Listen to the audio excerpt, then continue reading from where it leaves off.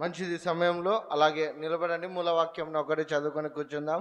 మన మధ్యలో ఉన్నటువంటి మాజీ సంఘ పెద్దలైనటువంటి మోహన్ అన్న గారు చదివి వినిపిస్తారు.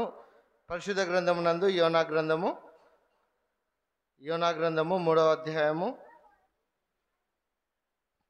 యోనా గ్రంథము 3వ అధ్యాయము 4వ వచనం నుంచి 9వ వచనం వరకు, పేజ్ నెంబర్ 763, పాత నిబంధన.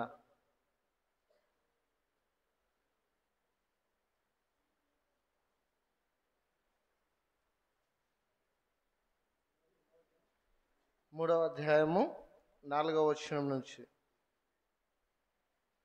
Page number 763.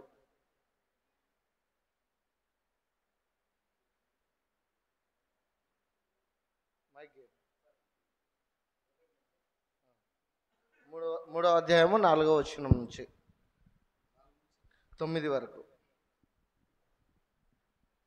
పరిశుద్ధ గ్రంథం నుంచి యోనా గ్రంథము 3వ అధ్యాయము 4 నుంచి 9 వరకు కొన్ని వచనాలు చదువుకుందాం. యోనా ఆ పట్టణంలో ఒక దిన ప్రయాణమంత దూరము సంచరించుచు ఇక 40 దినములకు నినెవె పట్టణముకు నాశనమగునని ప్రకటన చేయగా, నినెవె పట్టణ వారందరూ దేవుని యందు విశ్వాసముంచి ఉపవాస దినమును చాటించి గనులేమి అల్పులేమి అందరూ గోనెపట్ట కట్టుకొనిరి. ఆ సంగతి నినెవె రాజునకు వినపడినప్పుడు అతడు తన సింహాసనం మీద నుండి దిగి తన రాజవస్త్రమును తీసివేసి గోనెపట్ట కట్టుకొని బూడిదలో కూర్చుండెను. మరియు రాజైన తనను ఆయన మంత్రులను ఆజ్ఞ ఇయ్యగా, ఒకవేళ దేవుడు మనసు తిప్పుకొని పశ్చాత్తాప్తుడై మనలను లయము కాకోకుండా తన కోపాగ్ని చల్లార్చుకొను గనుక మనుషులు ఏది పుచ్చుకొనకూడదు, పశువులు కానీ ఎద్దులు కానీ గొర్రెలు కానీ మేత మేయకూడదు, నీళ్లు త్రాగకూడదు. మనుషులందరూ తమ దుర్మార్గములను విడిచి తాము చేయ బలత్కారమును మానివేయవలను.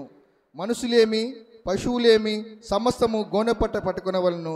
జనులు మనస్పూర్వకంగా దేవుని వేడుకొనవలనని ఆ దూతలు నినెవె పట్టణంలో చాటించి ప్రకటన చేసిరి. దేవుడి వాక్యం ఆశీర్వదించును గాక. ఆమేన్. అందరం కూర్చుందాము. చదవబడిన వాక్యము కొరకు, పరిశుద్ధాత్మ దేవుని యొక్క సహాయం కొరకు మన మధ్యలో ఉన్నటువంటి సంఘ పెద్ద అయినటువంటి దేవదాసయ్య గారు ప్రార్థన చేస్తారు. వాక్యము కొరకు అలాగే పరిశుద్ధాత్మ దేవుని యొక్క సహాయం కొరకు.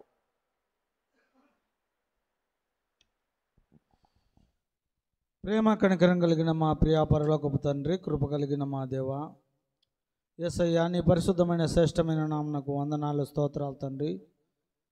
మరి మా ప్రభువా, ఈ మధ్యాహ్న కాల సమయంలోనైనా మేమందరం కూడా కలిసి నీ మందిరంలో చేరి నీ నామమును తండ్రి ఇంతవరకు పాటల ద్వారా ధ్యానించి ఉంటున్నాం నైనా.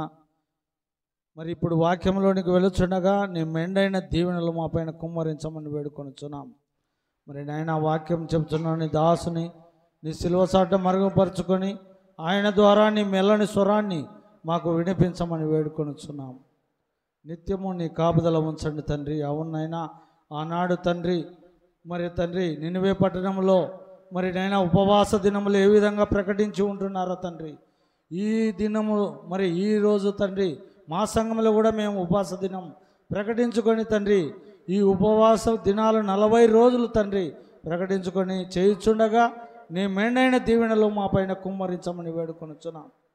ఈ ఆరాధనలు అన్నీ కూడా తండ్రి నీకు మహిమకరంగా మాకు ఆశీర్వాదకరంగా జరుగుటకు నీ కృపను దయచేయమని వేడుకొనుచున్నాం. ఇక్కడ చేరిన ప్రతి బిడ్డను కూడా ఆశీర్వదించండి, వారికి కావలసిన ఇవులను దయచేయండి నైనా. మరి చెప్పబడుచున్న వాక్యము తండ్రి ప్రతి హృదయంలో నాటబడి అది నీరు ఫలించుటకు నీ కృపను దయచేయమని, ఈ ఆరాధన అంతట్లో మీరే అధిపతిగా ఉండి నీకు మహిమకరంగా మాకు ఆశీర్వాదకరంగా జరుగునట్లు నీ కృపను దయచేయమని ఈ కొద్ది వినపములు యేసుక్రీస్తు నామములో అడిగి వేడుకొనుచున్నాం తండ్రి. ఆమేన్. మంచిది. మన ప్రభువును రక్షకుడైన యేసుక్రీస్తు దివ్యనామంలో మీ అందరికీ వందనాలండి. సమయంలో మనము వాక్యాన్ని విందాము. ఈరోజు 4 విషయాలను మనం చూద్దాము. మొదటిగా దేవుని వాక్కు ప్రకటించబడింది. రెండోదిగా వారు విశ్వాసం ఉంచి ఉన్నారు. మూడోదిగా వారిని వారు తగ్గించుకున్నారు. నాలుగోదిగా వారి చెడుతనమును విడిచిపెట్టారు. ఈ 4 విషయాలు మనము త్వరగా తెలుసుకుందాము. చదవబడిన లేఖన భాగంను ఒకసారి మరలా ధ్యానిద్దాము. యోనా ఆ పట్టణములో ఒక దిన ప్రయాణం అంత దూరము సంచరించుచు ఇక 40 దినములకు నినివే పట్టణము నాశనమగునని ప్రకటన చేయగా, నినివే పట్టణపు వారు దేవుని యందు విశ్వాసముంచి ఉపవాస దినము చాటించి గనులేమి అల్పులేమి అందరినూ గొనపట్ట కట్టుకొనిరి. చూడండి, ఆ దేవాది దేవుడు మనుషుల పట్ల ఎంత కనికరం కలిగి ఉన్నాడు అని అంటే, ఆ నినివే పట్టణస్థులు నశించిపోవడం ఇష్టం లేక వారికి ప్రకటన చేస్తున్నట్టుగా మనం చూస్తున్నాం. అదే మనము గడిచిన వారంలో విన్నాం. గడిచిన వారంలో నినివే పట్టణస్థులకు ఎందుకు దుర్గతి పట్టింది అనేది విన్నాము. ఈ సమయంలో వారు ఎలా విడిపింపబడ్డారు, వాళ్ళు ఎలా రక్షింపబడ్డారు, వారిని వారు ఏ విధంగా తగ్గించుకున్నారు దేవుని ఎదుట అనేది మనం చూద్దాం. అయితే వారు నాశనం రాబోతుంది. ఎన్ని రోజులకు రాబోతుందమ్మా నాశనము? ఎన్ని రోజులకు రాబోతుంది? 40 రోజులకు నాశనం రాబోతుంది. అదే మనం చదువుకున్నాం.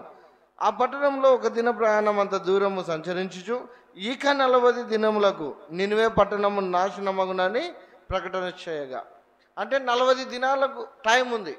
ఈ 40 దినాలలో మీ ఇష్టం, మీరు మార్పు చెందితే మార్పు చెందినట్టు, లేదా మీరు నాశనం అయిపోతారు. అందుకే కదా మనం కూడా ఈ యొక్క 40 రోజులు ఉపవాస ప్రార్థనలు ఏర్పాటు చేసుకున్నాం. ఇక 40 రోజులు మనం ఎందుకు ఏర్పాటు చేసుకున్నామంటే, దేవుడు మన పట్ల కలిగినటువంటి ప్రతి ప్రణాళిక కావచ్చు, లేదా దేవుడు ఒకవేళ దేవుని దృష్టికి మనం ఏదైనా ఆయాసకరంగా చేస్తున్నామేమో, మనలో ఏదైనా పాపం ఉందేమో, ఆ పాపం ద్వారా మనము నశించిపోతామేమో అనే దుర్గతి కావచ్చు, ఏదైనా కావచ్చు. ఆ విషయాలను దేవుడు మనకు తెలియజేస్తున్నాడు ముందుగానే. 40 దినాలకు మీరు నాశనం అగుదురు కనుక ఆ ప్రకటన వారు విన్నారు. ఎందుకంటే ఇక 40 రోజుల్లో మీ నినివే పట్టణము నాశనం అయిపోతుంది. నినివే పట్టణము నాశనం కాబోతుంది. కాబట్టి ఆ వార్త ఎప్పుడైతే విన్నారో, వారు విన్న తర్వాత చేసిన పని ఏమిటంటే ఉపవాసమును ప్రకటించుకున్నారు. అందుకే దేవుని వాక్యం సెలవిస్తుంది కదా, వారు ఉపవాసముతో వేడుకొనక మునిపే వారి మనవిని నేను అంగీకరించి ఉన్నాను.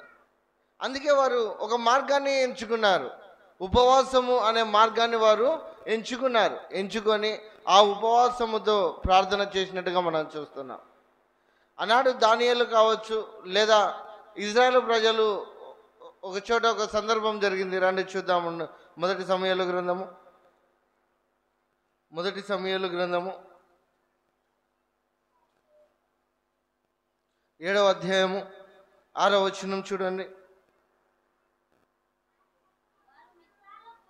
వారు మిస్పాలో కూడుకొని నీళ్లు చేది యెహోవా సన్నిధిని కుమ్మరించి ఆ దినము ఉపవాసముండి యెహోవా దృష్టికి మేము పాపాత్ములమని ఒప్పుకొనిరి. మిస్పాలో సమూయేలు ఇజ్రాయేలులకు న్యాయము తీర్చుచూ వచ్చాను. ఇక్కడ చూడండి, ఆ ఇజ్రాయేలు ప్రజలు వారు పాపములను ఒప్పుకొనడానికి ఆ మార్గం ఏది అని అంటే ఉపవాసం ఉన్నారు. వారు ఉపవాసం ఉండి తమ పాపములను ఒప్పుకొనిరని మనం చదువుతున్నాం. మరి ఈనాడు మనం ఉపవాసం ఉన్నాము. ఆ యొక్క రానున్నటువంటి ఆ యొక్క మనకి ఏదైనా దుర్గతి కావచ్చు, లేదా ఏదైనా కీడు కావచ్చు, లేదా దేవుని నుండి ఏదైనా శిక్ష కావచ్చు, వాటన్నిటినీ మన నుంచి తప్పించుకోవాలి అని అంటే మార్గము ఉపవాసం. ఆనాడు వారు ఇజ్రాయేలు ప్రజలు ఇష్టానుసారంగా జీవిస్తున్నటువంటి సమయంలో ఫిలిస్తీయులు వారిని దారుణంగా చంపేవారు, దారుణంగా పట్టుకొని పోయేవారు, చెరపట్టుకొని పోయేవారు. అలాంటి సందర్భంలో ప్రవక్త ఉన్నాడు కానీ, ఏలీ ప్రవక్త ఉన్నాడు కానీ, ఏలీ ప్రవక్త ఉన్నప్పటికీ తన కుమారులు చెడుతనం వలన మందసము పట్టబడినట్టుగా మనం చూస్తాం.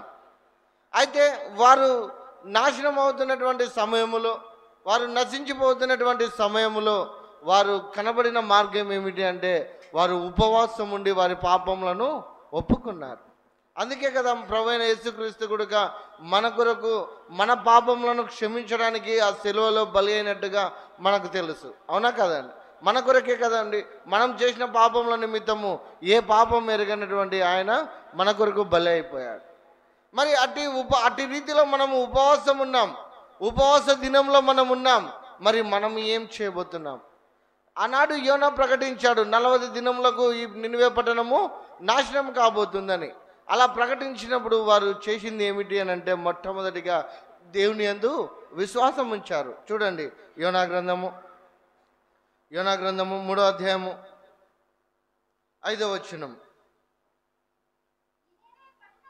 నినివే పట్టణపు వారు దేవుని యందు విశ్వాసం ఉంచి ఉపవాస దినము చాటించి గనులేమి అలుపులేమి అందరిని గొనపట్ట కట్టుకునేది. ఎప్పుడైతే ఆ యొక్క ప్రకటన విన్నారో, ఆ వాక్కును విన్నారో, అలా విన్న వెంటనే వారు మొదటిగా ఎవరి పట్ల విశ్వాసం ఉంచారంటే ఆ వాక్యము పట్ల విశ్వాసం ఉంచారు, దేవుని పట్ల విశ్వాసం ఉంచారు. అలా ఎప్పుడైతే విశ్వాసం ఉంచారో అలా విశ్వాసం ఉంచి ఏం చేశారంటే ఉపవాస దినాన్ని ప్రకటించుకున్నారు. గనులేమి అలుపులేమి అంటే రాజు కావచ్చు, పేదవాడు కావచ్చు, ప్రతి ఒక్కరూ ఉపవాసం ఉన్నారు. మరి ఈనాడు నీవు ఉపవాసం ఉంటున్నావు.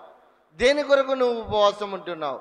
దేని కొరకు ఆ యొక్క ఉపవాసంలో నువ్వు దేన్ని అడుగుతున్నావు? ఒకసారి జ్ఞాపకం చేసుకుందాం. ఎందుకనంటే ఆనాడు నినివే పట్టణస్థులకు నాశనం సంభవింపబోయినప్పుడు వారు దేవుని యందు విశ్వాసం ఉంచారు. అలా విశ్వాసం ఉంచినప్పుడు వారు రక్షింపబడినట్టుగా మనం చూస్తాం. అదే అంటాడు కదా, చూడండి, అపోస్తుల కార్యములు 16వ అధ్యాయము, కొత్త నిబంధన అపోస్తుల కార్యములు 16వ అధ్యాయము, పేజ్ నెంబర్ 119, 31వ వచనం చూడండి. అందుకు వారు, ప్రభు అయిన యేసునందు విశ్వాసం ఉంచుము, అప్పుడు నీవును నీ ఇంటి వారును రక్షణ పొందుదురని చెప్పారు. మొట్టమొదటిగా దేవుని మాటను విన్నట్లయితే, దేవుని వాక్యాన్ని మీరు విన్నట్లయితే, దేవుని యందు మీరు విశ్వాసం ఉంచితే మొట్టమొదటిగా మీకు వచ్చేది ఏమిటంటే రక్షణ వస్తుంది. అందుకే ఆనాడు చెరసాల నాయకుడు తను తాను దూషించుకొని పోయినప్పుడు పౌలు అంటున్నాడు, నీవు ఏ హాని చేసుకునవద్దు, మేమందరము ఇక్కడనే ఉన్నామని. ఆ పౌలు మాటలు విన్నప్పుడు అయ్యలారా, రక్షణ పొందటానికి నేనేం చేయాలని ఆ చెరసాల నాయకుడు అడిగినట్టుగా మనం చూస్తున్నాం. నీవు దేవుని యందు విశ్వాసం ఉంచినట్లయితే మొట్టమొదటిగా నీకు వచ్చేది ఏమిటంటే నీకు రక్షణ వస్తుంది. ఆ నరకము అనే ఆ యొక్క దుస్థితి నుంచి, ఆ ఘోరమైనటువంటి నరకంలో నుంచి నువ్వు రక్షింపబడతావు. దేవుని యందు విశ్వాసం ఉంచినట్లయితే, దేవుని యందు నమ్మకం ఉంచినట్లయితే మొదటిగా నీకు రక్షణ కలుగుతుంది. రెండోదిగా చూద్దాం రండి, రోమీయులకు రాసిన పత్రిక 5వ అధ్యాయం 1వ వచనం చూడండి. కాబట్టి విశ్వాసం మూలమున మనము నీతిమంతులముగా తీర్చబడి మన ప్రభువైన యేసుక్రీస్తు ద్వారా దేవునితో సమాధానము కలిగి ఉందుము. ఇక్కడ చూడండి, దేవుని యందు విశ్వాసం ఉంచడం ద్వారా మొదటిగా రక్షణ వస్తుంది. అదే రీతిలో ప్రభువైన యేసుక్రీస్తునందు విశ్వాసం ఉంచినప్పుడు మనం ఎవరి వలె ఉంటామంటే నీతిమంతులుగా తీర్చబడతాం. ఏ పాపమైనా కావచ్చు, ఏ దోషమైనా కావచ్చు, దేవునికి ఏదైనా సరే ఆయాసకరంగా ఉన్నది ఏదైనా సరే, నువ్వు ఎప్పుడైతే ప్రభువునందు విశ్వాసం ఉంచుతావో అలా విశ్వాసం ఉంచినప్పుడు నీవు నీతిమంతులుగా తీర్చబడతావు. ఆనాడు నినివే పట్టణస్థులు బలాత్కారము చేసేవారు. ఆనాడు నినివే పట్టణస్థులు నరహంతకులుగా ఉండేవారు. ఆనాడు నినివే పట్టణస్థులు వ్యభిచారులుగా ఉండేవారు. అలాంటి వారికి దేవుని వాక్కు ప్రకటింపబడినప్పుడు వారు దేవుని మాటలందు లక్ష్యం ఉంచారు. దేవుని యందు విశ్వాసం ఉంచి ఆ ఉపవాస దినాన్ని చాటించినందువలన వారికి మొదటగా రక్షణ కలిగింది. రెండోదిగా వారు నీతిమంతులుగా తీర్చబడినారు. మరి అదే రీతిలో ఈనాడు నీవు ఏ విధంగా రక్షింపబడుతున్నావు, నువ్వు ఏ విధంగా నీతిమంతులుగా ఉంటున్నావు? నువ్వు నీతిమంతులుగా ఉండాలి అంటే ప్రభువైన యేసుక్రీస్తునందు విశ్వాసం ఉంచితేనే. ఎందుకంటే నువ్వు నాశనం కాకుండా ఉండాలి అనన్నా, నీవు ఆ నరకంలోనికి వెళ్లకుండా ఉండాలి అనన్నా, నీకు ప్రభువైన యేసుక్రీస్తు అనుగ్రహించినటువంటి ఉచితమైన రక్షణ నువ్వు పొందుకుంటేనే. ఆ రక్షణ నీకు ఎలా కలుగుతుంది అనంటే దేవుని యొక్క మాటల వలన, దేవుని యందు నీకు విశ్వాసం కలుగుతుంది. అలా ఎప్పుడైతే నువ్వు విశ్వాసం కలిగి ఉంటావో అలా విశ్వాసం కలిగినప్పుడు నీకు రక్షణ కలుగుతుంది. అలాగే నీకు నీతిమంతులుగా మీరు తీర్చబడతారు. మీరు ఏ దుస్థితిలోనైనా ఉన్నా సరే, ఏ పాపపు బంధకాల్లో ఉన్నా సరే, ఎలాంటి స్థితిలో మీరు ఉన్నా సరే మీకు ఆ యొక్క దేవుని యందు ఎప్పుడైతే మీరు విశ్వాసం ఉంచుతారో అలా విశ్వాసం ఉంచినప్పుడు మీకు ఉచితంగా రక్షణ జరుగుతుంది. అది మీకొక్కరికే కాదు, మీ ఇంటి వారందరికీ ఉచితమైనటువంటి రక్షణ వస్తుంది. అదే మనం చదువుకున్నాం, ప్రభువైన యేసుక్రీస్తునందు విశ్వాసం ఉంచుము, అప్పుడు నీవును నీ ఇంటి వారును రక్షణ పొందుతారు. నీ ఒక్కడివే కాదు, నీ ఒక్కదానివే కాదు, నీవుతో పాటు నీ ఇంటి వారందరూ రక్షణ పొందడానికి మార్గం ఏమిటి అంటే నీవు దేవుని యందు విశ్వాసం ఉంచాలి. ఆనాడు నినివే పట్టణస్థులు కూడా దేవుని యందు విశ్వాసం ఉంచారు కాబట్టి జరగబోతున్నటువంటి ఆ యొక్క నాశనాన్ని దేవుడు మనసు మార్చుకుంటాడేమని వారు ఉపవాసం ఉండి ప్రార్థన చేసినట్టుగా మనం చూస్తున్నాం. మొదటిగా వారు దేవుని వాక్యాన్ని విన్నారు. ఎలా విన్నారంటే దేవుని మాటలను శ్రద్ధగా విన్నారు. ఆనాడు నినివే పట్టణస్థులకు యోనా ప్రకటించినప్పుడు మరో 40 దినాల్లో నినివే పట్టణం నాశనం కాబోతుందని ప్రకటించినప్పుడు వారు దేవుని మాట యందు లక్ష్యం ఉంచారు. దేవుని మాట యందు లక్ష్యం ఉంచితే ఏం జరుగుతుందో చూద్దాం రండి. నిర్గమకాండము, పాత నిబంధన గ్రంథము నిర్గమకాండము 23వ అధ్యాయము 19వ వచనం 20వ వచనం చూడండి. ఇదిగో త్రోవలో నిన్ను కాపాడి నేను సిద్ధపరిచిన చోటుకు నిన్ను రప్పించుటకు ఒక దూతను నీకు ముందుగా పంపుచున్నాను. ఆయన సన్నిధిని జాగ్రత్తగా నుండి ఆయన మాట వినవలెను. దేవుడు నీకు త్రోవను కలగ చేయాలి అని అన్నా, దేవుడు నిన్ను సిద్ధపరచాలి అని అన్నా, దేవుని యొక్క మార్గంలో నీవు నడవాలి అని అన్నా ముందుగా నీకేం తెలియాలంటే దేవుని మాట మీద నీకు నమ్మకం ఉండాలి. దేవుని మాట యందు నీవు లక్ష్యం ఉంచాలి. దేవుని మాటను నీకు లక్ష్యం ఉంచినప్పుడు అలా ఎప్పుడైతే నువ్వు లక్ష్యం ఉంచుతావో అలా లక్ష్యం ఉంచినప్పుడు ఆ దేవుడు నీకు మార్గాలను సరళం చేస్తాడు. దేవుని యొక్క త్రోవలను నీకు నీ ఎదుట ఏ త్రోవలు అయితే ఉన్నాయో, నీకు అననుకూలంగా ఏవైతే ఉన్నాయో వాటన్నిటిని దేవుడు సరళం చేస్తాడు. ఎప్పుడంటే ఆయన మాటను నీవు జాగ్రత్తగా వినాలి. ఆయన వాక్యంను నువ్వు జాగ్రత్తగా వినాలి. అలా ఎప్పుడైతే జాగ్రత్తగా వింటావో అలా విన్నప్పుడు నినివే పట్టణస్థులు రక్షింపబడినారు. నాశనం కాకుండా దేవుడు పశ్చాత్తాపడినట్టుగా మనం చూస్తాం. మరి అలాంటి నాశనము మనకు రాకుండా ఉండాలన్నా, అలాంటి శాపాలు మనకు రాకుండా ఉండాలి అన్నా మనం ఏం చేయాలంటే దేవుని వాక్యాన్ని జాగ్రత్తగా వినాలి. ఏం చెప్తున్నాడు దేవుని వాక్యం, ఏ విధంగా చెప్తున్నాడు, దేవుడు నాతో మాట్లాడుతున్నాడా లేదా, నాకు త్రోవలను తెలియజేస్తున్నాడా లేదా, నా మార్గాలను సిద్ధపరుస్తున్నాడా లేదా అని ఆయన మాట యందు నీవు జాగ్రత్తగా వినాలి. ఆ నినివే పట్టణస్థులు ఎప్పుడైతే యోనా ప్రకటించారో అలా ప్రకటించినప్పుడు విన్నారు కాబట్టే దేవుని యందు విశ్వాసం ఉంచగలిగారు. మరి ఈనాడు దేవుని సన్నిధిలోకి వచ్చినటువంటి నీవు దేవుని మాటలను ఏ విధంగా వింటున్నావు? జాగ్రత్తగా వింటున్నావా, లేకుంటే విననట్టు ఉంటున్నావా, లేదా విని విడిచిపెట్టేవారిగా ఉంటున్నావా? ఒకసారి చూడండి. ఆయన ఏం చేసినాడంటే ఒక దూతను నీకు ముందుగా పంపుచున్నాను, ఆయన సన్నిధిని జాగ్రత్తగా నుండి ఆయన మాట వినవలెను. నీ ముందు ఒక దూత ఉంటుంది, నీ మార్గాలను సరళం చేయడానికి, నీ త్రోవలను సరళం చేయడానికి, నీకున్న కష్టాలను తొలగించడానికి, నీకున్న వ్యాధి బాధల నుంచి దేవుడు విడిపించడానికి, వాటన్నిటిని విడిపించడానికి నీ ముందు నీకు సహాయకునిగా ఎవరిని ఉంచుతాడు అంటే దేవుని యొక్క దూతను ఉంచుతాడు. అన్నాడు నినివే పట్టణస్థులను కూడా నశించిపోకుండా ఉండడానికి దూతలు ప్రకటించినట్టుగా మనం చదువుకున్నాం. మరి ఈనాడు నీకు దేవుని వాక్యాన్ని వింటున్నావు, దేవుని సన్నిధిలో కూర్చుంటున్నావు, దేవుని మాటలను వింటున్నావు. మరి ఏ విధంగా వింటున్నావు? ప్రభువైన యేసుక్రీస్తు ఒక ఉపమానం చెప్పాడు కదా, విత్తువాడు విత్తనాలు చల్లుటకు వెళ్ళి ఉన్నాడనే ఉపమానం ఎవరు తెలుసా మీకు? ఉపమానాలు విత్తినప్పుడు మంచి నీళ్ళలో పడిన విత్తనాలు ఉన్నాయి, అలాగే రాళ్ళల్లో పడిన విత్తనాలు ఉన్నాయి, గచ్చ పొదల్లో పడిన విత్తనాలు ఉన్నాయి, ముళ్ళ కంప పొదల్లో విత్తనబడిన విత్తనాలు ఉన్నాయి.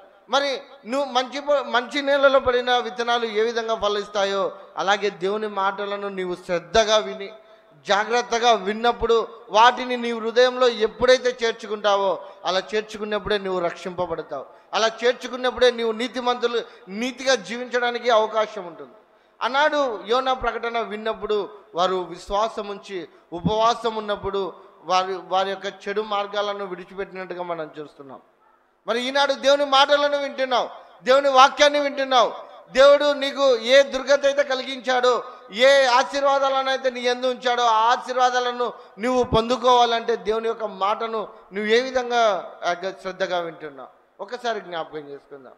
ఎందుకంటే దేవుని వాక్యాన్ని శ్రద్ధగా వినాలని, జాగ్రత్తగా దేవుని మాటను వినాలని దేవుని వాక్యం సెలవిస్తుంది. మరి మనం ఏ విధంగా వింటున్నాం, మనం ఏ విధంగా మన హృదయంలో ఆ వాక్యాన్ని నింపుకుంటున్నాం ఒకసారి జ్ఞాపకం చేసుకోనండి. రెండోదిగా మనం చూసినట్లయితే చూడండి, ఆ యొక్క ఉపవాసం ఉన్నప్పుడు ఆ యొక్క దేవుడు ఏ విధంగా మనకు తను మన పట్ల కలిగి ఉన్నటువంటి ప్రణాళికను నెరవేర్చుకుంటాడు, అలాగే తన యొక్క ఆశీర్వాదాలను మన పట్ల కుమ్మరిస్తాడు అనేది మనం చూస్తున్నాం. ఎప్పుడైతే నినివే పట్టణస్థులు మొదటిగా విశ్వాసం ఉంచారు, విశ్వాసం ఉంచి ఉపవాస దినాన్ని చాటించుకొని ఆ యొక్క దేవుని పట్ల తన చెడు మార్గాలన్నిటినీ విడిచిపెట్టినట్టుగా మనం చూస్తున్నాం. రెండోదిగా మనం చూసినట్లయితే చూడండి, యోబు గ్రంథము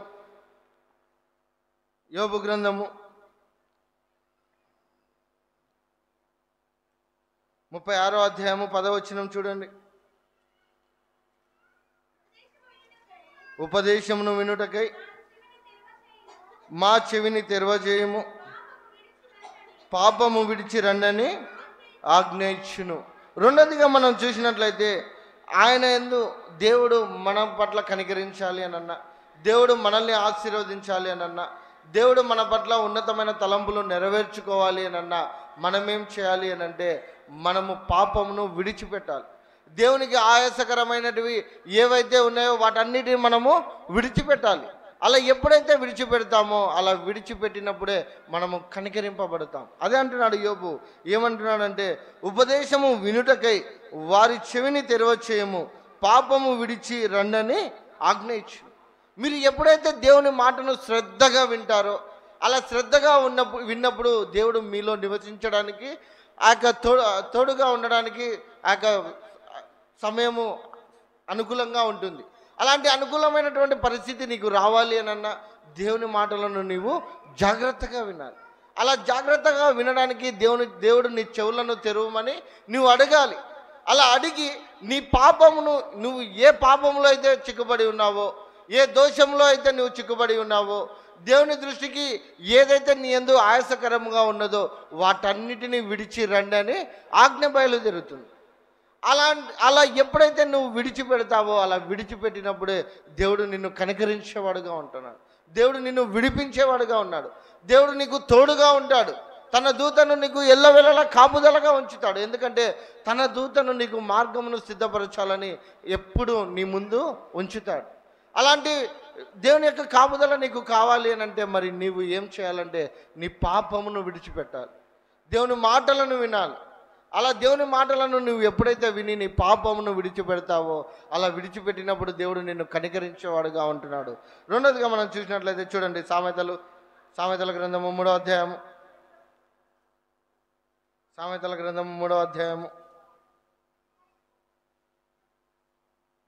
7వ వచనం చూడండి.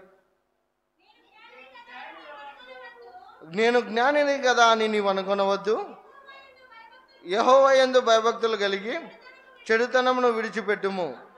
చాలమ్మ.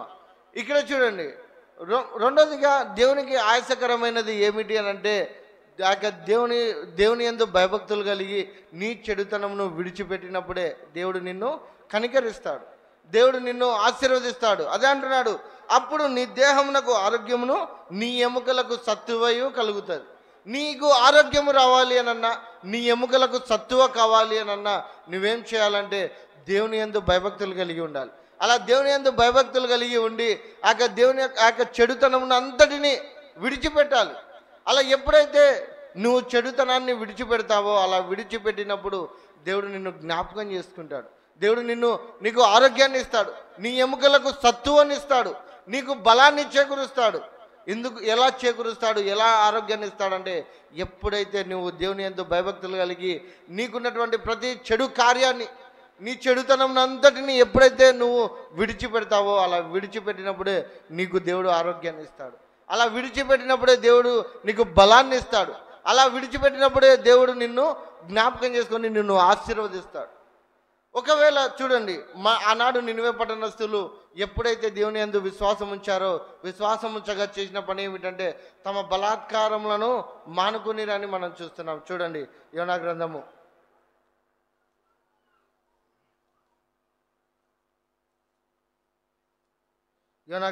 3వ అధ్యాయము 9వ వచనం చూడండి. మనుషులందరూ తమ దుర్మార్గములను విడిచి తాము చేయు బలాత్కారమును మానివేయవలెను.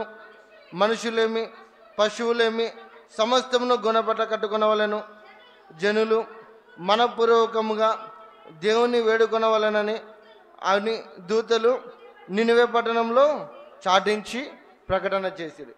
నినివే పట్టణస్థులు ఏమి వదులుకోవాలంటే తమ దుర్మార్గాలను వదులుకోవాలి, తమ చెడుతనములను వదులుకోవాలి, తమ యొక్క బలాత్కారములను వదులుకోవాలి. అలా ఎప్పుడైతే వదులుకుంటారో అలా వదులుకున్నప్పుడే దేవుడు వారిని జ్ఞాపకం చేసుకున్నట్టుగా మనం చూస్తున్నాం. అదే మనం ఇందాక చదువుకున్నాం, యెహోవా యందు భయభక్తులు కలిగిన వారందరూ తమ చెడుతనములను విడిచిపెట్టాలి. అలా ఎప్పుడైతే విడిచిపెడతావో అలా విడిచిపెట్టినప్పుడే ఆయన నీకు ఆరోగ్యాన్ని ఇస్తాడు, ఆయన నీ ఎముకలకు సత్తువని ఇస్తాడు, ఆయన నీకు బలాన్ని చేకూరుస్తాడు. అలాంటి బలము నీకు కావాలి అనన్నా, అలాంటి ఆరోగ్యము నీకు కావాలన్నా, ఒకవేళ దేవుని ఎదుట దేవుడు మనల్ని చూసినప్పుడు ఆయనకు ఆయాసకరమైనది ఏదైనా ఉన్నదేమో అని ఒకసారి మనల్ని మనమే ప్రశ్నించుకోవాలి. ఆనాడు నినివే పట్టణస్థులకు యోనా ద్వారా ప్రకటన జరిగినప్పుడు ఆ ప్రకటన జరిగిన వెంటనే వారు దేవుని యందు విశ్వాసం ఉంచి వారికి ఉన్నటువంటి ప్రతి ఒక్కటి బలాత్కారము కావచ్చు, దుర్మార్గ కార్యాలు కావచ్చు, ఏదైతే వారికి కలిగి ఉన్నదో వాటన్నిటినీ విడిచిపెట్టినట్టుగా మనం చూస్తున్నాం. మరి ఈనాడు మనకు అనారోగ్యం వస్తుంది, మనకు కష్టాలు వస్తున్నాయి, మనకు వ్యాధి బాధలు వస్తున్నాయి, మనము బాధల గుండా వెళుతున్నాము అని మనం అనుకుంటున్నాం. కానీ దేవుని సన్నిధిలో మనము ఏ విధంగా మనము ఉంటున్నాం అనేది జ్ఞాపకం చేసుకోవాలి. ఎందుకంటే ఆనాడు నినివే పట్టణస్థులకు దుర్గతి కలగబోతుంది, నాశనము రాబోతుందని ఎప్పుడైతే వారు ప్రకటన విన్నారో అలా విన్నప్పుడు వారిని వారు తగ్గించుకున్నారు. దేవుని ఎదుట తమ చెడు కార్యములన్నిటినీ విడిచిపెట్టినట్టుగా మనం చూస్తున్నాం. మరి ఈనాడు అదే దేవుని వాక్యాన్ని వింటున్నావు, అదే దేవుని మాటలను నీవు వింటున్నావు. మరి ఏ విధంగా నీవు దేవుని యొక్క మాటల యందు లక్ష్యం ఉంచుతున్నావు? దేవుడు నిన్ను చూసినప్పుడు ఏ విధంగా నువ్వు దేవునికి కనబడుతున్నావు ఒకసారి జ్ఞాపకం చేసుకునండి. ఎందుకంటే ఎప్పుడైతే వారు దుర్మార్గములను అలాగే వారి చెడుతనములను ఎప్పుడైతే వారు విడిచిపెట్టినప్పుడే కనికరింపబడినట్టుగా మనం చూస్తున్నాం. మరి ఈనాడు నువ్వు ఏ విధంగా కనికరింపబడుతున్నావు? నువ్వు ఏ విధంగా దేవుని యొక్క ఆశీర్వాదాలను పొందుకుంటున్నావు? నువ్వు ఏ విధంగా దేవుని యొక్క మేలులను పొందుకుంటున్నావు? మరి ఏ విధంగా దేవుని నుండి కీడు పొందుకుంటున్నావు? ఒకసారి ఆలోచన చేయండి. ఎందుకంటే చాలామంది అనుకుంటుంటారు, ఏం దేవుడు మాయదారి దేవుడు, నా ప్రార్థనే వినడు, నేను ఎంత ప్రార్థన చేసినా నా ప్రార్థనకు జవాబు ఇయ్యడు అని అనుకుంటాం. కానీ దేవుని సన్నిధిలో మనము చేసినటువంటి వాటిని మనం ఒప్పుకుంటున్నామా? ఒకసారి ఆలోచన చేయండి. అన్నాడు ప్రభువైన యేసుక్రీస్తును సిలువ వేసినప్పుడు, సిలువ మీద ఎక్కించినప్పుడు, ఘోరంగా హింసించినప్పుడు దేవుడు ఒక మాట పలికాడు. ఏమని? తండ్రి, వీరేమి చేయుచున్నారో వీరు ఎరుగరు. జ్ఞాపకం చేసుకునండి, ఖచ్చితంగా మనిషి పాపం చేస్తున్నాడంటే తన స్వశక్తులతో పాపము చేయడు. ఎందుకంటే అపవాది ప్రేరేపించినప్పుడే పాపంలో పడిపోతాం. మనం కొరింథీ పత్రికలో మనం చూస్తాం, ఎప్పుడైతే అపవాది తన తంత్రములతో మాయల చేత పాపంలో పడివేయడానికి పురిగొలుపుతాడో వాడి మాటలను వినే మనం పాపంలో పడిపోతాం. కానీ మనంతటా మనము పాపంలో పడిపోం. 2 కొరింథీయులకు రాసిన పత్రిక 3వ అధ్యాయంలో ఉంటుంది మాట. ఎప్పుడైతే అదే రీతిలో, అందుకే ప్రభువైన యేసుక్రీస్తు శిలువలో ఆ మొదటి మాట పలికాడు, తండ్రి వీరేమి చేయుచున్నారో వీరు ఎరుగరు అన్నాడు. నినివే పట్టణస్థుల దోషము దేవుని ఎదుటకు వెళ్ళినప్పుడు వారు పాపం చేస్తున్నారని ఎరిగి గోనెపట్ట కట్టుకున్నట్టుగా ఉపవాసం ఉండి ప్రార్థన చేసినట్టుగా మనం చూస్తున్నాం. మరి ఈనాడు నీవు చేసిన పాపాలు నీకు తెలియదా అండి? నువ్వు దేవుని ఎదుట ఏ విధంగా అయితే ఆయాసకరంగా ఉన్నావో, దేవుని ఎదుట ఏ విధంగా అయితే నువ్వు ప్రవర్తిస్తున్నావో, నీ ప్రవర్తన అంతా దేవునికి తెలుసా లేదా? అలా తెలిసినప్పుడు నువ్వు దేవుడు నన్ను చూస్తున్నాడనే భయం నీలో ఉంటే పాపము నీలోకి రాదు. ఎప్పుడైతే నువ్వు దేవుని యందు విశ్వాసం ఉంచుతావో అప్పుడు నువ్వు రక్షింపబడతావు. అలా రక్షణ కలిగినప్పుడు నువ్వు నీతిమంతులుగా తీర్చబడతావు. అలా నీతిమంతులుగా ఉండాలి అనంటే నీ చెడుతనమును నువ్వు విడిచిపెట్టాలి, నీ దుర్మార్గాలను నువ్వు విడిచిపెట్టాలి. దేవునికి ఆయాసకరంగా ఉన్నది ఏదైనా సరే, అది చిన్న అబద్ధము కావచ్చు, అసూయ కావచ్చు, కోపము కావచ్చు, మత్తతలు కావచ్చు, ఏదైనా సరే, అల్లరితో కూడిన ఆటపాటల్లో ఏదైనా సరే, దేవునికి ఒకవేళ ఉన్నట్లయితే వాటిని అన్నింటినీ విడిచిపెట్టాలి. అలా ఎప్పుడైతే విడిచిపెడతామో అలా విడిచిపెట్టినప్పుడే దేవుడు మనల్ని జ్ఞాపకం చేసుకునేవాడిగా ఉంటాడు. దేవుడు మనల్ని కనికరించేవాడుగా ఉంటాడు. తన దూతను మనకు తోడుగా ఉంచేవాడుగా ఉంటాడు. అలాంటి దేవుని యొక్క కాపుదల నీకు కావాలంటే ఖచ్చితంగా మనం చేయవలసింది ఏమిటంటే మన చెడు నడతలు ఏవైనా కానీ, చెడ్డ కార్యాలు ఏవైనా కానీ వాటన్నిటిని మనము విడిచిపెట్టేవారిగా మనం ఉండాలి. భక్తుడైనటువంటి దావీదు అంటాడు కదా, ఇదిగో నీ యందు నేను భయభక్తులు కలిగి ఉండుటకు నా చెడు కార్యములను నేను అసహించుకుంటుని అని ఆ యొక్క భక్తుడైనటువంటి దావీదు చెప్తాడు. అంటే ఆ యొక్క చెడు కార్యాలను దావీదు అసహించుకున్నాడు కాబట్టి దేవుని చిత్తాన్ని చేయగలిగినాడు దావీదు. అందుకే అంటాడు కదా, దావీదు నీవు నా హృదయానుసారుడు. దావీదు ఆ యొక్క చెడుతనాన్ని అసహించుకుంటాడు. అలా అసహించుకున్నాడు కాబట్టి దేవుని యొక్క హృదయానుసారంగా చేసినట్టుగా మనం చూస్తాం. ఏ పని చేయని దేవుణ్ణి అడిగి లేకుండా, దేవుని సెలవు లేకుండా చేసినట్టుగా మనకు కనపడదు. ఏ పనైనా చేయని, ఎక్కడికైనా వెళ్ళని దేవుని యొక్క చిత్తంలోనే వెళ్తాడు. అలా వెళ్ళాలి అని అంటే దేవుని యొక్క కాపుదల ఖచ్చితంగా ఉండాలి. అలాంటి దేవుని యొక్క కాపుదల లేకపోతే నువ్వు ఏ పని చేసినా, ఏ ప్రయాసపడినా అది వ్యర్థంగానే ఉంటుంది, అది జరగదు. నిన్నటి దినాన నేను నిన్న వచ్చి ఒకటి ట్యాప్ కొనుక్కుందామని నంద్యాలకు వెళ్ళాం కానీ అన్నీ సరిపోయినాయి. కాకపోతే దేవుని చిత్తం లేదో ఏం కదనో మరి. అక్కడికి వెళ్ళిన తర్వాత చూస్తే పాస్టర్ అమ్మనే ఉండాలని చెప్పి వెనక్కి పంపించినారు. అకౌంట్ పాస్టర్ అమ్మ పేరు మీద ఉంది కాబట్టి. అంటే దేవుని చిత్తంలో లేకపోతే మనం ఏ పనులు చేసినా కానీ అవి జరగవు. ఏ పనులు తలపెట్టినా కానీ వాటిని జరగవు. సాధారణంగా చూస్తుంటారు కదా, పెళ్ళిళ్ళ సంబంధాలు చూస్తుంటారు, అవునా? పెళ్ళిళ్ళ సంబంధాలు చూసిన వెంటనే కుదురుతుందమ్మా? దేవుని చిత్తం కావాలి, దేవుని తోడు కావాలి, దేవుడు వారిని జతపరచాలి. అలా ఎప్పుడైతే జతపరుస్తాడో అలా జతపరిచినప్పుడే ఆ యొక్క దేవుని చిత్తంలోనే ఆ యొక్క వివాహం జరుగుతాయి. అంతేకాని అంతవరకు ఎన్నెన్ని సంబంధాలు చూస్తామో, ఎంతమందిని ఎవరెవరు చూస్తారో అంతవరకు కూడా దేవుడు నిర్ణయించేంత వరకు కూడా ఆ యొక్క సంబంధాలు సెట్ కావు. అదే రీతిలో దేవుడు నిన్ను ఆశీర్వదించాలి అనన్నా, దేవుడు నిన్ను దీవించాలి అనన్నా, దేవుడు నీకు మేలులు చేయాలి, నీకు ఆరోగ్యాన్ని కలగ చేయాలి, నీ ఎముకలకు బలాన్ని దయచేయాలి అనన్నా, దేవుని ఎదుట నీవు ఎప్పుడైతే నీ చెడుతనంను కావచ్చు, నీ దుష్కార్యములను కావచ్చు, నీ మాట తీరు కావచ్చు, నీ ప్రవర్తన కావచ్చు, వాటన్నిటిని నువ్వు ఎప్పుడైతే ఒప్పుకొని విడిచిపెడతావో అలా విడిచిపెట్టినప్పుడు ఖచ్చితంగా దేవుడు నీ పట్ల గొప్ప మేలులు చేస్తాడు. ఎందుకంటే దేవుని వాక్యం ఉంది కదా, యెహోవా నీ ప్రార్థనలన్నీ సఫలపరచునుగా కానీ దేవుని వాక్యము. మరి నీ ప్రార్థనలు సఫలపరచాలంటే, నీ కార్యములు సఫలము కావాలి అంటే మరి నీవు దేవుని ఎదుట ఏ విధంగా ఉంటున్నావు ఒకసారి ఆలోచించుకో, ఒకసారి జ్ఞాపకం చేసుకోండి.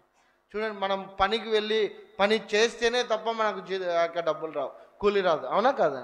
అంతేనా కాదా?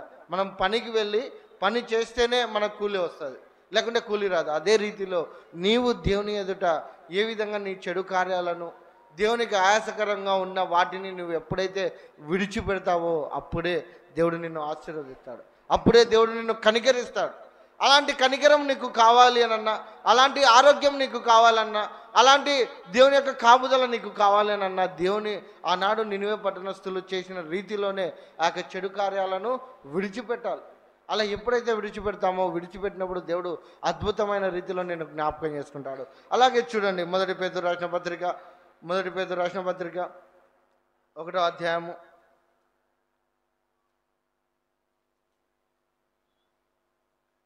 1వ అధ్యాయం పేజ్ నెంబర్ 215, 1వ అధ్యాయం 18వ వచనం చూడండి. పితృ పారంపర్యమైన మీ వ్యర్థ ప్రవర్తనను విడిచిపెట్టినట్లుగా వెండి బంగారముల వంటి క్షయ వస్తువుల చేత మీరు విమోచింపబడలేదు కానీ అమూల్యమైన రక్షము చేత, అనగా నిర్దోషమును నిష్కళంకమునగు గొర్రెపిల్ల వంటి క్రీస్తు రక్తము చేత విమోచింపబడితిరని మీరు ఎరుగుదురు కదా. ఆయన జగత్తు పునాది వేయబడక మునిపే నియమింపబడెను. చాలమ్మా, ఇక్కడ చూడండి, మొదటిగా ఏం చేయాలంటే ఆ యొక్క చెడు మార్గంను పాపం నుంచి వేరు కావాలి. రెండోదిగా చెడు కార్యములను విసర్జించాలి. మూడోదిగా ఏం చేయాలంటే పితృ పారంపర్య చర్యమైనటువంటి వ్యర్థమైనటువంటి ప్రవర్తనను విడిచిపెట్టాలి. పితృ పారంపర్య చర్యమైనటువంటి వ్యర్థ ప్రవర్తన అంటే తెలుసాయా? పితృ పారంపర్యమైన వ్యర్థమైన ప్రవర్తన అంటే తెలుసా? మన పితరులు ఏదైతే అనుసరించారో దేవునికి వ్యతిరేకంగా ఏదైతే అనుసరించారో అలా అనుసరించిన వాటిని ఒకవేళ దేవుడు అంగీకరించకపోతే వాటిని మనము విసర్జించాలి, విడిచిపెట్టాలి.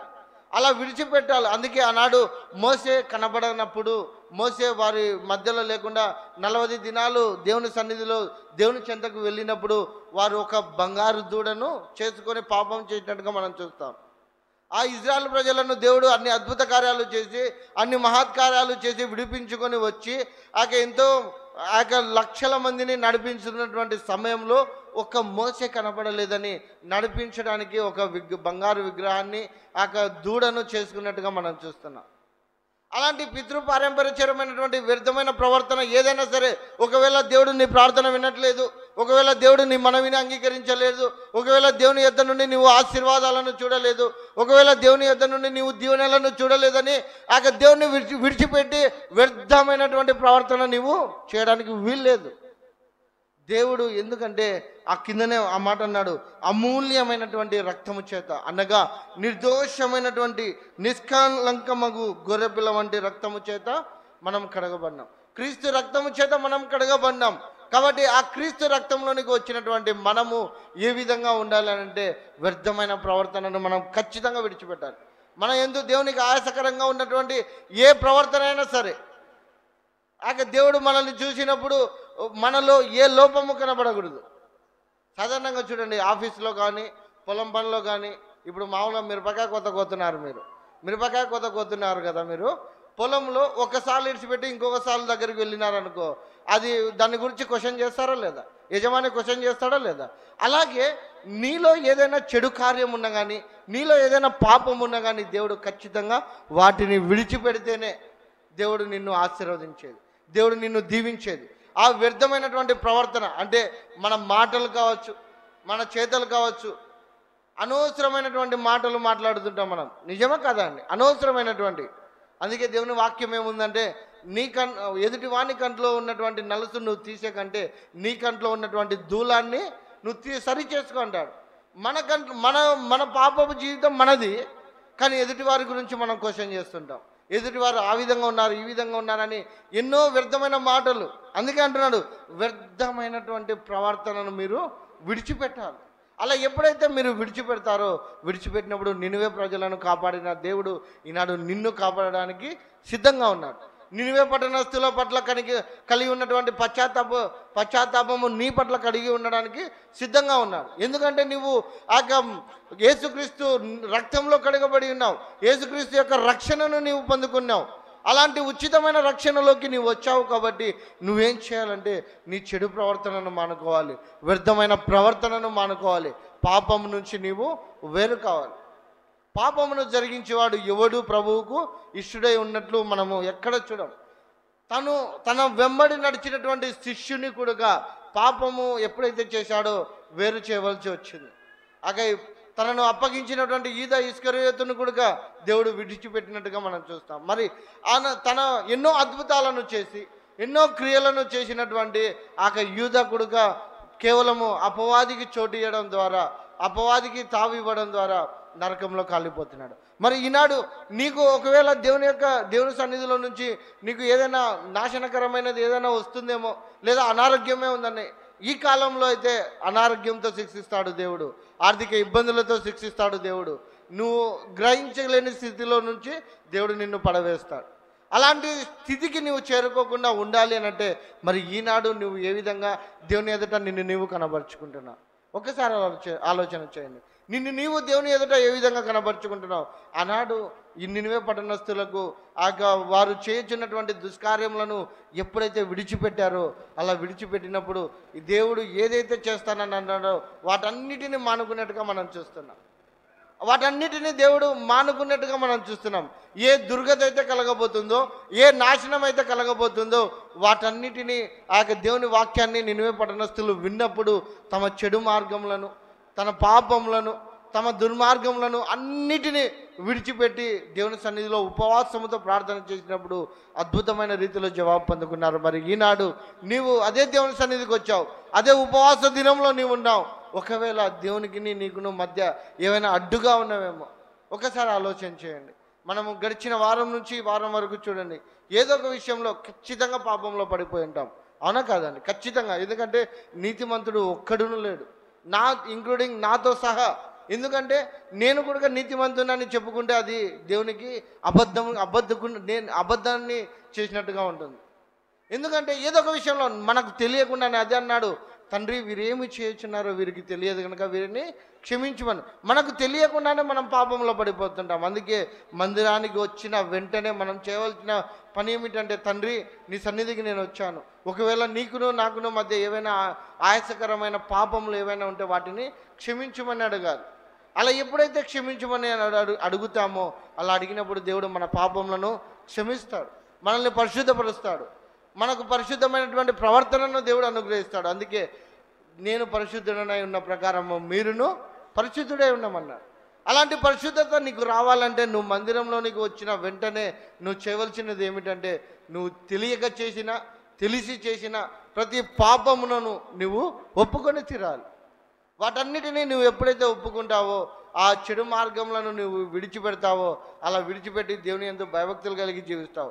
అలా దేవుని యందు భయభక్తులు కలిగి జీవించడానికి వీలుగా ఉండి దేవుడు నిన్ను జ్ఞాపకం చేసుకొని, నీకు ఒకవేళ అనారోగ్యం ఉంటే అటు అనారోగ్యాన్ని దేవుడు నీకు మంచి ఆరోగ్యాన్ని ఇస్తాడు, నీవు ఎముకలకు బలాన్ని దేవుడు అనుగ్రహిస్తాడు, నిన్ను ఆశీర్వదిస్తాడు, దేవుడు నిన్ను దీవిస్తాడు. నీ పట్ల ఏ ప్రణాళిక అయితే కలిగి ఉన్నాడో వాటన్నిటినీ దేవుడు నెరవేర్చుకుంటాడు. అలా నెరవేర్చుకోవాలి అని అంటే నీవు నీ చెడు నడతను విసర్జించాలి, విడిచిపెట్టాలి, నీ వ్యర్థమైన ప్రవర్తనను నువ్వు మానుకోవాలి. అలా ఎప్పుడైతే మానుకుంటావో, అలా మానుకున్నప్పుడే నువ్వు ఆయన యొక్క రక్షణను పొందుకునే వారిగా ఉంటావు, నువ్వు నీతిమంతులుగా తీర్చబడతావు. మనం చదువుకున్నాం కదా, క్రీస్తు యేసునందు విశ్వాసం ఉన్నవారు నీతిమంతులుగా తీర్చబడుదురు. మరి నువ్వు నీతిమంతులుగా తీర్చబడాలి అని అంటే నీవు దేవుని యందు విశ్వాసం ఉంచాలి. అలాగే దేవుని యందు నువ్వు చేసిన ప్రతి పాపములను నువ్వు తెలిసి చేసినా తెలియక చేసినా వాటన్నిటినీ ఒప్పుకొని విడిచిపెట్టాలి. అలా ఎప్పుడైతే విడిచిపెడతావో, విడిచిపెట్టినప్పుడు దేవుడు నిన్ను కనికరించేవాడుగా ఉన్నాడు. అలా కనికరించి ఏ విధంగా నిన్ను హెచ్చిస్తాడో చూద్దాము రండి. చూడండి, మొదటి దినవృత్తాంతములు, క్షమించండి, 2వ దినవృత్తాంతముల గ్రంథము, పేజ్ నెంబర్, పాత నిబంధన గ్రంథము, పేజ్ నెంబర్ 364, 7వ అధ్యాయము 14వ వచనం చూడండి. నా పేరు పెట్టబడిన నా జనులు తమను తాము తగ్గించుకొని ప్రార్థన చేసి నన్ను వెదికి తమ చెడు మార్గములను విడిచిన ఎడల ఆకాశము నుండి నేను వారి ప్రార్థనను విని వారి పాపమును క్షమించి వారి దేశమును స్వస్థతపరచుదును. ఈ స్థలమందు చేయబడు ప్రార్థన మీద నా కనుదృష్టి నిలుచును, నా చెవులు దానిని ఆలకించును. ఎక్కడ ఆలకిస్తాడు అని అంటే, నా పేరు పెట్టబడిన అంటే క్రీస్తు రక్తంలో కడగబడిన ప్రతి ఒక్కరూ ఆయన పేరు పెట్టబడిన వారే. ఎవరైతే క్రీస్తు రక్తంలో కడగబడిన ప్రతి ఒక్కరూ ఆయన పేరు పెట్టబడిన వారే. అలా ఆయన పేరు పెట్టబడినటువంటి జనులు ఏం చేయాలంటే, తమ చెడు నడతలను విడిచి, మొట్టమొదటిగా దేవుడు సెలవిస్తున్నాడు, వారి ప్రార్థన నేను వినాలంటే, వారి ప్రార్థన నేను అంగీకరించాలంటే, వారు చేసుకునేటువంటి మనవిని నేను విని వారికి జవాబును ఇవ్వాలి అని అంటే, మొట్టమొదటిగా చేయవలసిన పని ఏమిటంటే, ఏమంటున్నారంటే, తమను తాము తగ్గించుకొని ప్రార్థన చేసి నన్ను వెతికి తమ చెడు మార్గములను విడిచిపెట్టిన ఎడల. ఎప్పుడైతే మిమ్మల్ని మీరు తగ్గించుకుంటారో, దేవుని సన్నిధికి వచ్చి మీ పాపములను ఒప్పుకుంటారో, అలా ఒప్పుకున్నప్పుడు ఆకాశం నుండి ఆయన మన ప్రార్థన వింటాడు. దేవుడు ఒక్కసారి మాట ఇచ్చాడంటే మాట తప్పడానికి ఆయన నరుడు కాదు. మాట ఇచ్చినాడంటే ఖచ్చితంగా నెరవేరుస్తాడు. ఎప్పుడైతే ఆయన రక్తంలో కడగబడినటువంటి మనము మన పాపములను ఎక్కడ ఒప్పుకుంటామంటే, దేవుని సన్నిధిలో, దేవుని మందిరంలో ఒప్పుకుంటామో, అలా ఒప్పుకొని తమ చెడు నడతలన్నిటినీ విడిచిపెట్టి తమ్మును తాము తగ్గించుకుంటారో, అలా తగ్గించుకున్నప్పుడు వారి ప్రార్థన వింటానంటున్నాడు. ఈ స్థలమందు చేయబడిన ప్రతి ప్రార్థనను నేను వింటానంటున్నాడు. దేవుడు జవాబు ఇస్తానంటున్నాడు. మరి ఈనాడు నువ్వు ఉపవాసముతో దేవుని సన్నిధికి వచ్చావు, నువ్వు దేవుని సన్నిధిలో నువ్వు మొరపెడుతున్నావు, నువ్వు ప్రార్థన చేస్తున్నావు. అలా ప్రార్థన చేస్తున్నప్పుడు నీ ప్రార్థన వినాలి అంటే ఖచ్చితంగా నీ పాపములను ఒప్పుకోవాలి, నీ చెడుతనములను అన్నిటినీ విడిచిపెట్టాలి. అలా విడిచిపెట్టి నీవు దేవుని సన్నిధిలో నిన్ను నీవు తగ్గించుకొని ప్రార్థన చేయాలి. అలా ఎప్పుడైతే నువ్వు ప్రార్థన చేస్తావో అద్భుతమైన రీతిలో దేవుడు నిన్ను జ్ఞాపకం చేసుకుంటాడు, నీ ప్రార్థనను వింటాడు, నీకున్నటువంటి ప్రతి సమస్యను దేవుడు తీరుస్తాడు, ప్రతి ఇబ్బందిని దేవుడు తీరుస్తాడు. చెప్పాను కదా, గతంలో జ్ఞాపకం ఉందా మీకు, నేను ఆ యొక్క బీడీలు సిగరెట్లు ఎక్కువ తాగడం వల్ల నా పళ్ళు ఆటోమేటిక్గా ఊడిపోయే స్థితిలోకి వచ్చాయని చెప్పాను, గుర్తుందా మీకు? ఎప్పుడైతే వాటిని నేను విడిచిపెట్టినప్పుడు నా పళ్ళు ఊడిపోవాల్సినవి కూడా దేవుడు ఏ ట్రీట్మెంట్ లేకుండా కట్టినట్టుగా నేను చూశాను.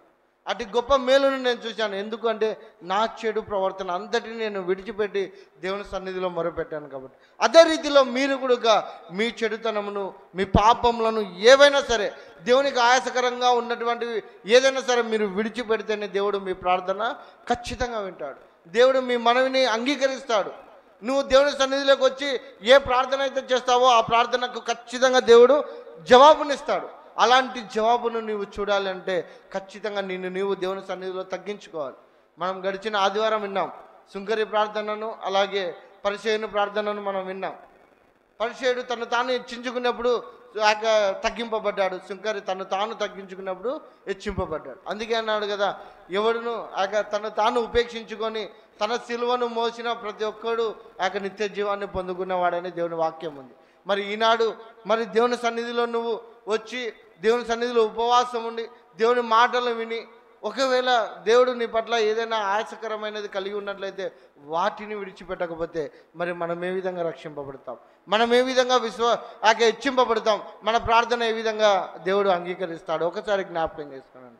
అందుకే అన్నాడు చూడండి, మత్తయి సువార్త 18వ అధ్యాయము, మత్తయి సువార్త 18వ అధ్యాయము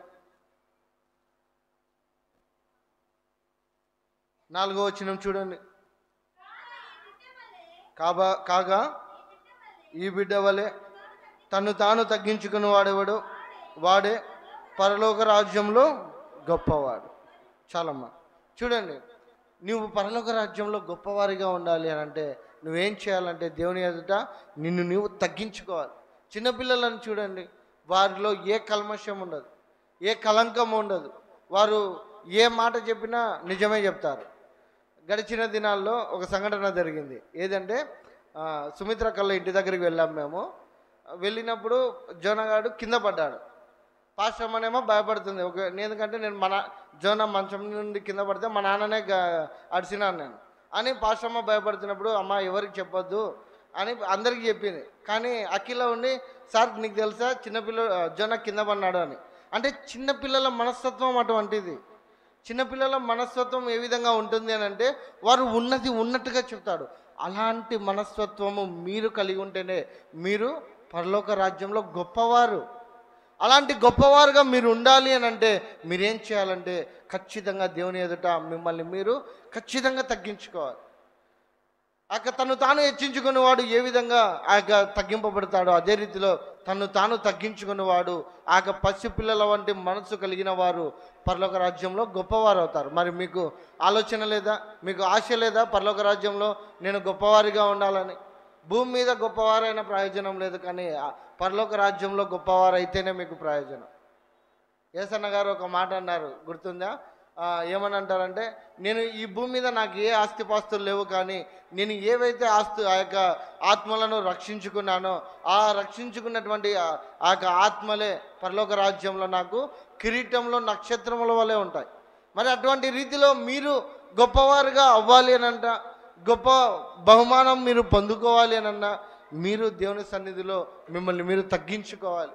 అలాగే అనేకులను మీరు నడిపించాలి. చాలా ముచ్చట ఏంటంటే మందిరము నిండిపోయింది కదా. ఇప్పుడు ఆదివారం రోజు చూస్తే మొన్న ఆదివారం సరిగా సగం ఖాళీ అయిపోయింది. ఎందుకనంటే మనకు పనులే ముఖ్యమైపోయినాయి, కానీ దేవుని యొక్క ఆశీర్వాదాలు, దేవుని యొక్క దీవెనలు మనకు ముఖ్యం కాదు. నేను చిన్న సాక్ష్యం చెప్పి ముగిస్తాను. గడిచిన దినాల్లో మామూలుగా నేను ఎవరినైనా కానీ సాయం అడిగేవాడిని. ఈ విధంగా ఆర్థిక ఇబ్బంది ఉంది, ఈ విధంగా ఆర్థిక సమస్యతో బాధపడుతున్నానని సహాయం అడిగేవాడిని.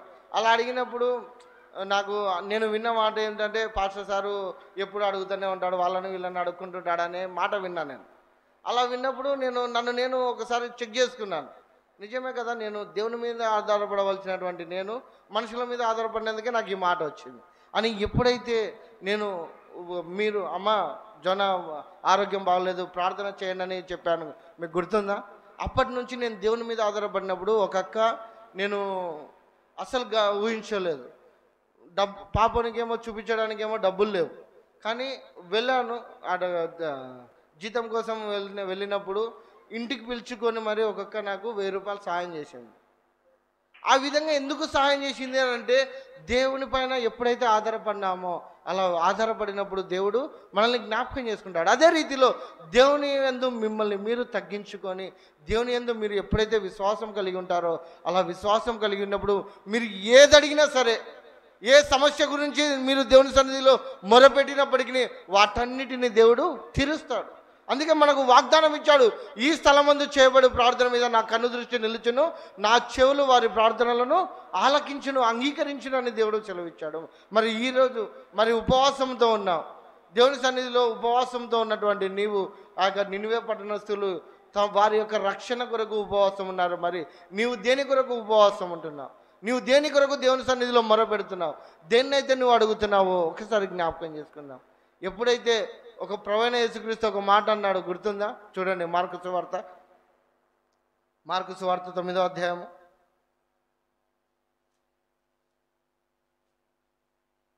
మార్కు సువార్త 9వ అధ్యాయము 28-29 వచనాలు చూడండి. ఆయన ఇంటిలోనికి వెళ్ళిన తర్వాత ఆయన శిష్యులు, మేమెందుకు ఆ దయ్యమును వెళ్ళగొట్టలేకపోతామని ఏకాంతమున ఆయనను అడిగిరి. అందుకు ఆయన, ప్రార్థన వలననే కానీ మరి దేని వలననైనను ఈ విధమైనది వదిలిపోవటం అసాధ్యమని వారితో చెప్పాను. ప్రార్థన వలననే అనే దగ్గర 2 నెంబర్ ఉంది చూడండి. కింద పుట్టినట్లో ఉపవాసము వలననే జయించగలుగుతారు. ప్రభువైన యేసుక్రీస్తు చెప్పినటువంటి చక్కని మార్గం ఇది. నీవు ఏ సమస్యతో అయితే బాధపడుచున్నావో, ఏ ఇరుకు ఇబ్బందుల గుండా అయితే నువ్వు బాధపడుచున్నావో, ఏ అనారోగ్యంతో అయితే బాధపడుచున్నావో వాటన్నిటిని నువ్వు విజయం పొందుకోవాలి. ఆ ప్రార్థనను దేవుడు అంగీకరించాలంటే నీకున్న మార్గం ఏమిటంటే ఉపవాసం. ఆనాడు నినివే పట్టణస్థులు నాశనము కాబోతున్నటువంటి సమయంలో వారికి అవసరమైనది ఏమిటంటే ఉపవాసముతో ఆ గనులేమి అల్పులేమి అందరూ గుణపట్ట కట్టుకొని బూడిద పూసుకొని దేవుని ఎదుట ఉపవాసం ఉండి మొరపెట్టినప్పుడు అద్భుతమైన రీతిలో వారిని కనికరించిన దేవుడు. మరి ఈనాడు నువ్వు దేవుని సన్నిధిలో ఉపవాసం ఉంటున్నావు. మరి దేవుని సన్నిధిలోకి వచ్చి ఉపవాసంతో నువ్వు మేలు పొందుకోనకపోతే అది నీ ఉపవాసానికి వ్యర్థము. కాబట్టి దేని కొరకైతే నువ్వు ఉపవాసం ఉంటున్నావో మొదటిగా నువ్వు గ్రహించవలసింది ఏమిటంటే, దేవుని మాటను నువ్వు శ్రద్ధగా వినాలి, జాగ్రత్తగా వినాలి. అలా శ్రద్ధగా విని ఆ వాక్యము చొప్పున దేవుని యందు విశ్వాసం ఉంచాలి. అలా విశ్వాసం ఉంచినప్పుడు నువ్వు రక్షింపబడతావు. అలాగే నీతో పాటు నీ కుటుంబము రక్షింపబడుతుంది. అలాగే నువ్వు నీతిమంతులుగా తీర్చబడతావు. అన్నాడు ఆ యొక్క నినివే పట్టణస్థులు అందరూ గుణపట్ట కట్టుకుని ఉపవాసంతో ప్రార్థన చేసినప్పుడు అందరూ రక్షింపబడ్డారండి. ఒకళ్ళు కాదు, ఒకరిద్దరు కాదు, పట్టణం అంతా రక్షింపబడింది. అలాంటి రక్షణ రావడానికి కారణం ఏమిటి అంటే ఉపవాసము ఆ యొక్క కారణంగా ఉంది. ఉపవాసమును చాటించి ఆ దేవుని ఎదుట తమ చెడు కార్యములను అన్నిటినీ విడిచిపెట్టినారు. మరి ఈనాడు ఉపవాస దినంలోనే నువ్వు ఉన్నావు, దేవుని సన్నిధికి వచ్చి ఉన్నావు. నువ్వు అనారోగ్యంతో బాధపడుతున్నప్పటికీ, నువ్వు ఏ కష్టాల గుండా వెళుతున్నావో, ఏ సమస్యల గుండా వెళుతున్నావో ఆ సమస్యల నుంచి విడిపించడానికి నీకు సరైన మార్గము ఏది అని అంటే నీకు ఉపవాసమే. అటు ఉపవాస దినంలో నీవు ఉన్నావు కనుక ఒకసారి మనము దేవుని ఎదుట ఒకవేళ చెడుతనంగా ప్రవర్తించింటే వాటన్నిటినీ విడిచిపెడదాం. మనలో ఏదైనా అనారోగ్య సమస్య ఉండగానే దేవునికి చెప్దాం. రండి అందరం మోకరిద్దాం. అందరం మోకరించి మనము ఖచ్చితంగా చెప్దాం. మన విన్నపాలను దేవునికి తెలియజేద్దాం. అలా ఎందుకంటే వాటివి తొలగిపోవాలంటే అది కేవలము ఉపవాసముతోనే సాధ్యము, ఉపవాస ప్రార్థనతోనే సాధ్యము. కనుక ప్రతి ఒక్కరం మనం మోకరించి మనము దేవుని ఎదుట సరి చేసుకుందాం, మన చెడు ప్రవర్తనను విడిచిపెడదాం. రండి ప్రతి ఒక్కరు మోకరించండి. కొద్ది నిమిషాలు ప్రతి ఒక్కరు మోకరించండి. ఆనాడు నినివే పట్టణస్థులు దేవుని వాక్యంను విని ఆయన యందు విశ్వాసం ఉంచి తమ చెడు మార్గములను విడిచిపెట్టుకునేందుకు వారు రక్షింపబడ్డారు. ఈనాడు దేవుని వాక్యమును విన్నటువంటి నీవు, దేవుని మాటలను విన్నటువంటి నీవు ఇక మీదటనైనా దేవుని యందు విశ్వాసం ఉంచి మీ చెడు మార్గములను కావచ్చు, దేవునికి ఆయాసకరంగా ఉన్నది ఏదైనా సరే వాటన్నిటినీ మీరు విడిచిపెట్టినట్లయితే దేవుడు మిమ్మల్ని కనికరించడానికి సిద్ధంగా ఉన్నాడు. దేవుడు మిమ్మల్ని విడిపించడానికి, మీకున్నటువంటి ప్రతి బంధకాల నుంచి, ప్రతి సమస్యల నుంచి విడిపించడానికి సిద్ధంగా ఉన్నాడు. కనుక ప్రతి ఒక్కరూ మౌనంగా ఉండక ఖచ్చితంగా మీరు చేసిన పాపము కావచ్చు, మీరు చేసిన చెడు కార్యములు కావచ్చు, మీరు మాట్లాడిన వ్యర్థమైన మాటలు కావచ్చు, వాటన్నిటినీ ఒప్పుకొనవలసిందిగా ప్రభు తన వాక్యం ద్వారా తెలియజేస్తున్నాడు. కనుక మనమందరము ఒప్పుకుందాం. కొద్ది నిమిషాలు మౌనంగా మీలో మీరే ప్రార్థన చేయండి.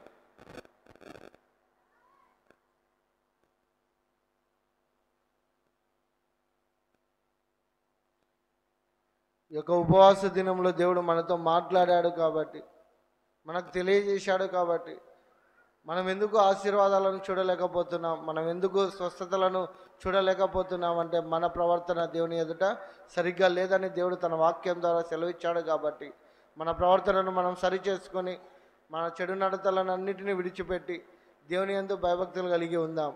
అప్పుడు దేవుడు మనకు ఆరోగ్యాన్ని ఇస్తాడు, బలాన్ని ఇస్తాడు, శక్తిని ఇస్తాడు.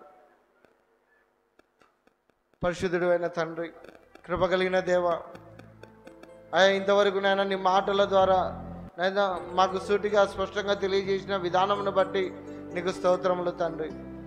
అవును నాయన, ఆనాడు నినివే పట్టణస్థులు నాయన నాశనము నాకు దగ్గరగా వెళ్ళినప్పుడు వారు ఎంచుకునే మార్గము ఉపవాసముతో నీ సన్నిధిలో గనులేమి అల్పులేమి అందరూ తగ్గించుకొని ప్రార్థన చేసినప్పుడు నాయన మీరు క్షమించి శ్రేష్టమైనటువంటి ఆ యొక్క కృపను మీరు అనుగ్రహించారు. అలాగే జరగబోతున్నటువంటి నాశనాన్ని తొలగించారు. అదే రీతిలో నైనా విన్నటువంటి మాటలను తండ్రి బట్టి ఇదిగో ఇక్కడ మొరపెడుతున్న ప్రతి ఒక్కరిని మీరు జ్ఞాపకం చేసుకోండి.